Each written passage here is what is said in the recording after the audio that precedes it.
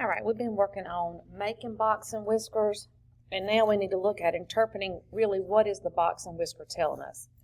There's no way that I can go over every type of problem that would be asked about box and whiskers because there's just so much data that it's telling us. So I can go over just some basic things, and then the interpretation is going to come up to you based on whatever questions that you're asked. But I'm going to try to give you a good rundown so we can answer whatever questions need to be answered. Okay, we know this is our box and whisker. We know that this is the lower extreme. We know that this is the lower quartile. We know this is the median, the upper quartile, and the upper, whoops, I'm out of space, upper extreme. Can't really see if that's an E, but anyway, the upper extreme.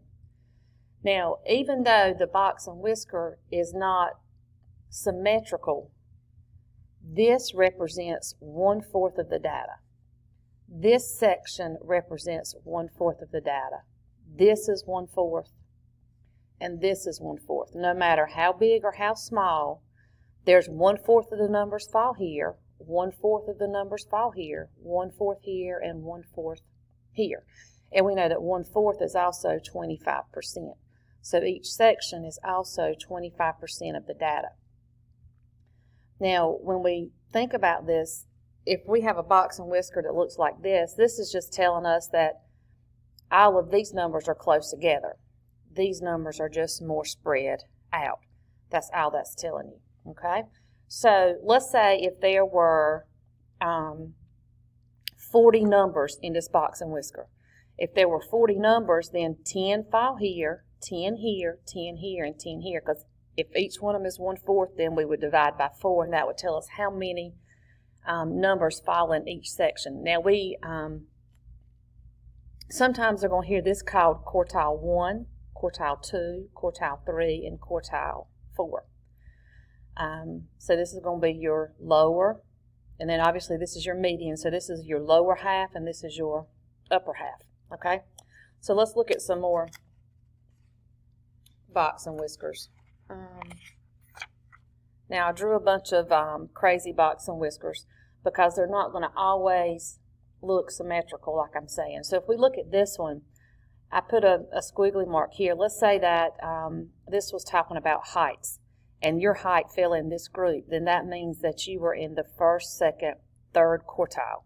You would be in the third quartile. And if you were here, even though it's different looking, you still would be in the first, second, third quartile. Now go back to this one. If it said which quartile has the broadest range, the broadest range means the most spread out. So from here to here is going to be your broadest quartile, or where it's most spread out. So quartile 2 would have the broadest range. Quartile 3 would have the smallest range. Now, if your data, like on the EOG, it puts a diamond wherever you are in the box and whisker. So if you had a diamond here, then that means that you were in the lower end, the bottom 25%. But if your diamond fell here, then that would mean that you were in the top 25. So that just kind of gives us some more insight on how to interpret these box and whiskers. All right, now I'm going to give you some examples of different type questions you might see. Let's say that this is 6th grade heights and this is the 7th grade heights. So which, the broadest range, where is the broadest range found? Well, we would say 7th grade quartile 1, because that's where it's most spread out, because it goes from 10 to 50. So that's going to be our broadest range.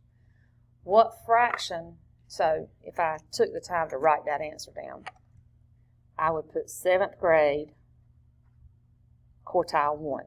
So that right there. Now, what fraction of 6th grade, fraction of 6th grade below 50? Well, if I find 6th grade, here's 50, and if I find 6th grade, so it says fraction. So fraction would be 1/4, 1/4, and 1/4. Remember, each section is worth 1/4. So that would actually be 3/4 of the data, because there's 3 out of the 4 boxes are below, so 3/4. Now this one says percent. It says the percent of 7th grade above 60. So here's 60, and it's only one section. Remember, each section is worth 25%. So that would be 25% would be above 60. Now this says, what is the difference in the medians? Well, the 6th grade median is 40. The 7th grade median is in the middle here, so that would be 55 minus 40. So the difference in the medians would be 15 inches.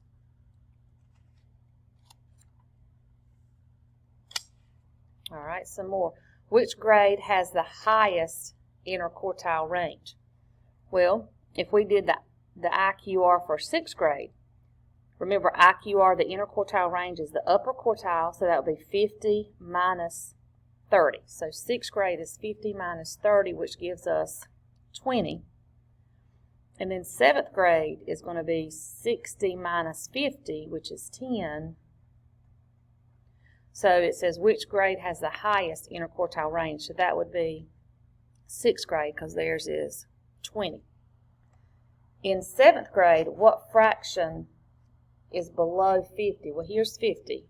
So the fraction, there's only one piece in 7th grade that's below 50. So that would be 25%. Oh, it said fraction, so we would put 1/4. If it had have said percent, then we would have put 25%. It says, I wasn't using this as height. I was using it as Snapchats. I'm sorry. If you sent 53 Snapchats, which quartile would you be in? So if you're in 7th grade and you're 53, then you're going to be like right here. So you would be in quartile 2. Quartile 2. If a 6th grader sent 53 Snapchats, which quartile would they be in? So if we go 53 in 6th grade, you would be in the 4th quartile, because this is just results from 7th grade and this is results from 6th grade. So lots of data, lots of things to interpret, but there's no way that I can give you every example, because there's countless things that they could ask about these box and whiskers. So if you have questions, just remember to email me.